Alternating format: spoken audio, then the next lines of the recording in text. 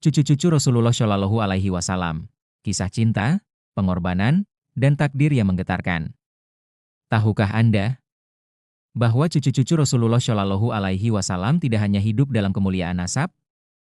Sebagian dari mereka wafat saat masih kecil. Sebagian harus merasakan pahitnya hijrah. Sebagian lainnya bahkan gugur secara tragis dalam sejarah Islam. Ada cucu Nabi yang sering digendong saat sholat. Ada cucu yang menjadi pemimpin besar umat. Dan ada pula cucu yang syahid dalam tragedi yang mengguncang dunia Islam. Siapakah mereka?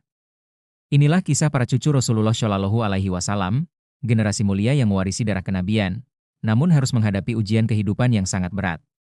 Ketika kita menyebut Rasulullah Muhammad Shallallahu Alaihi Wasallam, kita sering membayangkan beliau sebagai nabi, pemimpin, dan pembawa risalah Islam.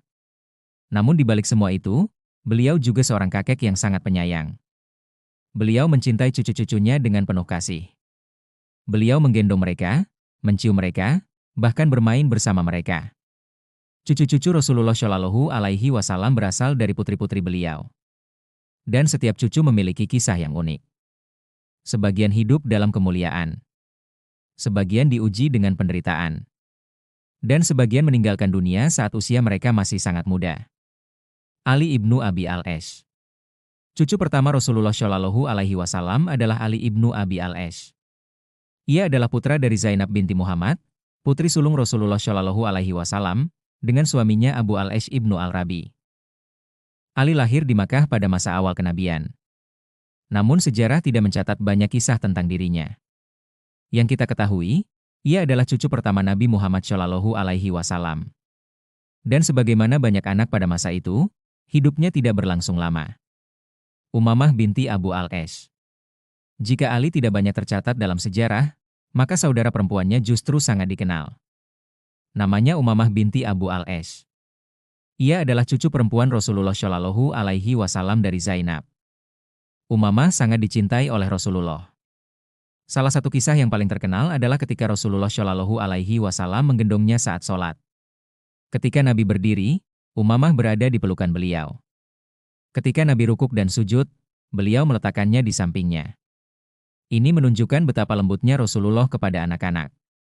Suatu hari, Rasulullah menerima hadiah berupa sebuah kalung dari Yaman. Beliau berkata kepada keluarganya, "Kalung ini akan kuberikan kepada orang yang paling aku cintai dari keluargaku." Para sahabat mungkin mengira kalung itu akan diberikan kepada putri beliau, atau kepada istri beliau. Namun ternyata, Rasulullah memasangkan kalung itu kepada Umamah.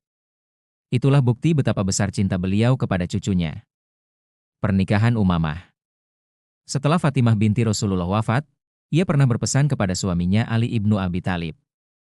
Fatimah berkata agar Ali menikahi Umamah setelah kepergiannya. Pesan itu akhirnya dipenuhi. Ali menikahi Umamah. Namun kehidupan mereka tidak berlangsung lama. Ketika Ali wafat, ia berpesan agar Umamah dinikahi oleh Al-Mughirah ibnu Naufal. Tujuannya agar Umamah tidak dipinang oleh penguasa saat itu. Dan benar saja. Muawiyah bahkan pernah mengirim lamaran dengan mahar 100.000 dinar. Namun akhirnya Umamah menikah dengan Al-Mughirah sebagaimana wasiat Ali. Abdullah ibnu Utsman. Cucu Rasulullah berikutnya adalah Abdullah ibnu Utsman ibnu Affan. Ia adalah putra dari Ruqayyah binti Muhammad, putri Rasulullah Shallallahu Alaihi Wasallam, dengan sahabat besar Utsman ibnu Affan. Abdullah lahir di Habasyah. Artinya sejak kecil ia sudah mengalami hijrah. Bayangkan, seorang anak kecil sudah 2 kali berhijrah. Hijrah pertama ke Habasyah. Hijrah kedua ke Madinah. Namun kehidupannya sangat singkat. Saat usianya sekitar 6 tahun, Abdullah wafat karena sakit. Ia meninggal di Madinah menjelang Perang Badar. Hasan ibnu Ali. Di antara semua cucu Rasulullah, salah satu yang paling terkenal adalah Hasan ibnu Ali. Ia adalah putra dari Fatimah binti Rasulullah dan Ali ibnu Abi Thalib. Hasan lahir di Madinah pada tahun 3 Hijriah. Ketika Hasan lahir, Rasulullah sendiri yang mengazankan di telinganya. Pada hari ke-7, Ali mengatakan ia ingin menamai anaknya Harb, yang berarti perang. Namun Rasulullah menolak. Beliau berkata, namanya adalah Hasan. Pada hari itu Rasulullah juga menyuruh mencukur rambut Hasan dan bersedekah perak seberat timbangan rambutnya. Cinta Rasulullah kepada Hasan. Hasan sangat mirip dengan Rasulullah Shallallahu Alaihi Wasallam. Sahabat Anas bin Malik berkata, tidak ada orang yang lebih mirip Rasulullah selain Hasan ibnu Ali. Rasulullah juga pernah memeluk Hasan dan berkata, "Ya Allah, aku mencintainya. Maka cintailah dia." Hasan sang pendamai. Rasulullah pernah bersabda, sesungguhnya anakku ini akan menjadi pemimpin yang mendamaikan dua kelompok besar kaum muslimin. Dan nubuat itu benar-benar terjadi. Hasan kelak menjadi khalifah, namun ia mengundurkan diri dari kekuasaan demi mencegah perang saudara di kalangan umat Islam. Keputusan itu membuatnya dikenal sebagai pemimpin yang mendamaikan umat. Hasan wafat pada tahun 49 Hijriah. Beliau dimakamkan di Baqi, Madinah. Husain ibnu Ali. Adik Hasan adalah Husain ibnu Ali. Ia lahir di Madinah pada tahun 4 Hijriah. Seperti kakaknya, Rasulullah sendiri yang mengazankan di telinganya. Ali juga ingin menamainya Harb. Namun Rasulullah menolak dan menamakannya Husain. Kedudukan Hasan dan Husain. Rasulullah bersabda, Hasan dan Husain adalah pemimpin para pemuda penghuni surga. Beliau sangat mencintai keduanya. Seringkali Nabi memeluk mereka di depan para sahabat. Beliau bahkan berkata, mereka adalah bunga hatiku. Tragedi Karbala. Namun sejarah mencatat kisah yang sangat tragis. Pada tahun 61 Hijriah, Husain terbunuh dalam peristiwa Karbala. Ia gugur bersama 72 anggota keluarganya. Peristiwa ini menjadi salah satu tragedi paling menyedihkan dalam sejarah Islam. Bahkan kepala Husain sempat dipertontonkan kepada masyarakat. Seorang sahabat Nabi, Zaid ibnu Arqam, tidak mampu menahan air mata melihat kejadian itu. Muhsin ibnu Ali. Cucu Rasulullah berikutnya adalah Muhsin ibnu Ali. Ia adalah adik Hasan dan Husain. Ketika lahir, Ali ingin menamainya Harb. Namun Rasulullah kembali menggantinya dengan nama Muhsin. Nama ini mengikuti tradisi Nabi Harun yang menamai anak-anaknya dengan nama yang serupa. Namun Muhsin tidak hidup lama. Ia wafat ketika masih sangat kecil. Zainab binti Ali.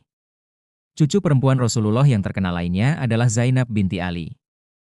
Ia adalah putri dari Fatimah dan Ali. Zainab dikenal sebagai perempuan yang kuat dan berani. Ia menikah dengan sepupunya Abdullah ibnu Ja'far. Mereka memiliki beberapa anak. Namun kehidupannya dipenuhi ujian. Ketika tragedi Karbala terjadi, Zainab berada di sana bersama kakaknya, Husain. Setelah Husain gugur, Zainab dibawa sebagai tawanan ke Damaskus. Namun di sana ia menunjukkan keberanian luar biasa.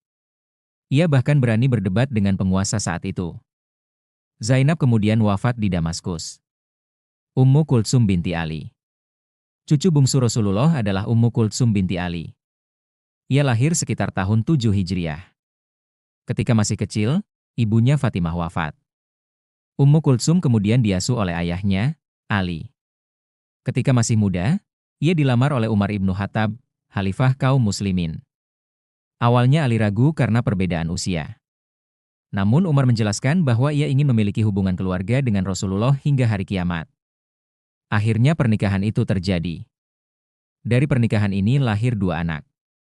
Para sahabat Nabi memiliki kisah besar dalam sejarah Islam. Namun jangan lupa, di balik mereka ada generasi yang juga luar biasa. Generasi yang tumbuh dalam rumah kenabian.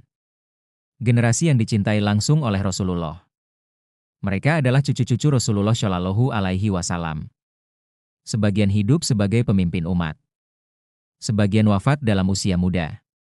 Dan sebagian menghadapi tragedi sejarah yang sangat berat. Namun satu hal yang pasti, nama mereka akan selalu tercatat dalam sejarah Islam. Sebagai keturunan dari manusia paling mulia di muka bumi. Rasulullah Muhammad Shallallahu Alaihi Wasallam.